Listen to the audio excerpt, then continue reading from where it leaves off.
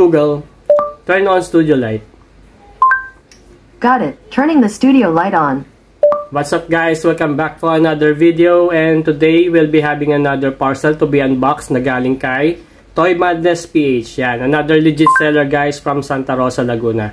So si Toy Madness PH guys is selling via real-time online selling. So if you're into buying a pre-love items, some brand new items, just follow his page and check his post for his items for sale. Okay, so what we have here, another Hino dump truck by Diapet Agatsuma. So pre-love lang to guys, so nakita natin kay Toy Madness PH. Full aware tayo sa condition nito na may mga missing parts to. Let's unbox this and let's check kung ano ba yung product na to ni Diapet Agatsuma. By the way, yung mga Diapet Agatsuma na to, mga Japan ano to guys, mga Japan items. But yung Diapet Agatsuma kasi ang markings nun is made in China. Pero Japan item yan guys. So open na natin tong box na to. So upon inspection, initial inspection dun sa picture, may missing item nito. Yung primary issue niya is missing yung sa likod ng dump truck, yung pinakalikod niya. Tapos hindi ko napansin kung may ano siya, kung may paint chips. Pero okay lang yun guys, kasi pre-love lang to, declare as pre-love. And uy, may ano pa si sir, may freebie pa si sir. Thank you very much sir sa freebie mo na to. I think this is isa siyang folder. Yan, ganda, anime folder. Okay, so eto na siya guys. Tanggalin muna natin to. Okay, so tanggalin ko muna yung tape nya. Yan, eto siya guys. Isa siyang Hino 700 na heavy duty dump truck by Diapet Agatsuma. Ang product code nito is DK5002. This is 1:43 scale guys. Okay, so Japan truck tong ganito, Japan item din to. Okay, so upon inspection ng primary issue nito, nawawala yung piece dito sa dump truck. Yan. So far complete yung mga wheels niya. So far yun ang nakikita kong primary issue. Tapos ito siguro dito sa may windshield niyan, hindi naman siya basag guys.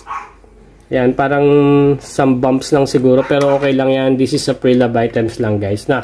Okay, so straightforward tayo. Itong head niya, this is die-cast metal.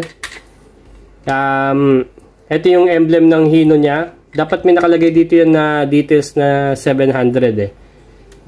Pero ito kasi heavy duty dump truck ng mga Diapet Agatsuma. Yung mga gantong Hino is Hino 700 na to. Okay, so diecast tong green na nakikita nyo dito. Naka-acrylic yung headlights niya guys, which is very premium ang look para sa akin Tapos painted yung, this is supposedly signal lights to eh. Tapos tingin ko plastic na tong grill niya dito, saka including yung ano na yan, yung Hino logo na yan. Okay, so may nakalagay dito Hino Profia. Yan. Okay, so ang plastic dito sa part na to is etong ano lang niya, itong clear acrylic niya, windshield niya. Tapos yan nga yung etong headlights niya, which is yung acrylic yung headlights. Diecast naman tong bumper niya eh, including dito.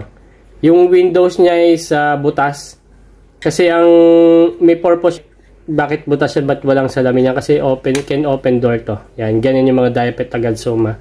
Okay, so yung ano na to, yung truck na to is Japan truck to. Nasa right side yung ano niya. This is a right hand drive na truck. Yan, sa side na to, yan, itong pinaka dump truck bed niya is plastic. May missing part din to eh. Hindi nakalagay yan dito. Pero dun sa ano niya, sa brand new condition yan, ano lang yan, cardboard lang yan guys. Na iniipit dun sa mga pins na yan. Para magkaroon ng elevation lang dito. Para may takip lang dito. Tapos missing yun na nandito niya. Okay, itong body niya dito sa may side na to is plastic. Ang maganda sa kanya dito sa Diapet Agatsuma, rubber wheels to. Yan, magagandang klase yung rubber wheels niya. Itong fender niya dito is plastic. Ito, dito sa side na to is die-cast to. Okay, itong body niya is plastic. Yan, itong lahat na nakikitang yung red na yan is plastic. Tapos yung niya, yung mga rims niya is plastic, color gray, pero maganda rin yung detalye niya. May mga detalye rin siya. Yan. Okay, so sa ilalim ang markings nito is Diapet. Yon, dito sa side na to, Diapet. Tapos may nababasa ako sa loob. Agatsuma. Scale 1:43, made in China. Yan. Nakikita niyo ba guys? Sensya na lack of lightning. Na kulang tayo sa ilaw kaya hindi natin. Saka malilit kasi yung sulat. This is 2008 Agatsuma. Yan. 23K31. 23K31. Yun lang nakikita kong markings sa kanya. Okay, so dito sa likod niya may nakalagay ding Hino, Profia. Yan. Okay, so yung function nito, functionality niya, ito, can open doors. Kaya wala tong salamin dito eh. Can open doors. Tapos, kasi dump truck to, no, dapat tumataas yan eh. Kaso, hindi siya basta-basta naitataas na ganun. So, ang gimmick niya, kailangan, ito yung lever niya. Kailangan mo i-pull to para tumaas yun. Just like this. Yan. Ganun siya. Ito, pull back mo lang din to para tumaas siya. Yun. So, ganyan siya guys. Unfortunately, dito sa nito, sa base niya is plastic. Yung hydraulic cylinder, plastic tong red na to. Tapos, ito, die-cast naman. Tingin ko, alloy siya. Ganun. Yan. Tingin ko alloy naman siya. Yan. Wala nang die-cast na parts dito. Etong head lang talaga. Tapos, hindi to natutungo. Hindi to na itutungo na ganun. Yan. 1:43 scale to guys. Ganyan yung itsura niya. Ang ganda rin ng detalye na ito, ng dump truck na to. Scale model to guys. Yan, just like in the picture, based on Hino 700 Profia na dump truck din. Yan.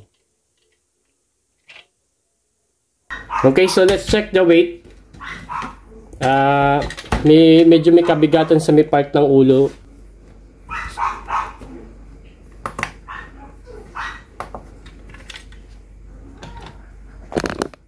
So, ayan yung weight niya. 214 grams, guys. Okay, for the size comparison, meron din ako ditong Diapet Agatsuma na, naman siya, wing van.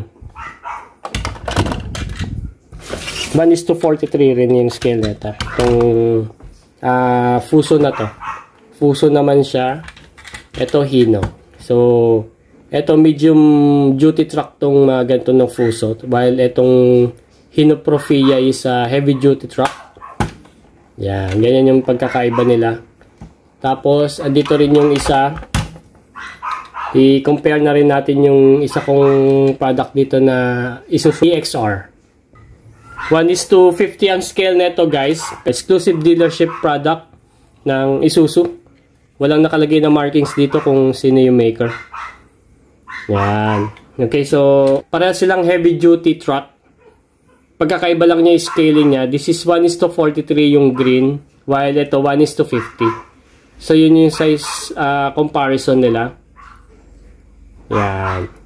Okay, mas maliit talaga yung 1:50. The higher the number, mas maliit. Okay, so ang magkalain talaga itong dalawa na to, itong Diapet Agatsuma na parehas na to. Yan, parehas silang Diapet Agatsuma yung brand. Okay, so that's much of it guys. If you like more of this diecast toy review, just follow my page. I have a TikTok, Facebook, and YouTube account. I'll see you for the upcoming video, and goodbye.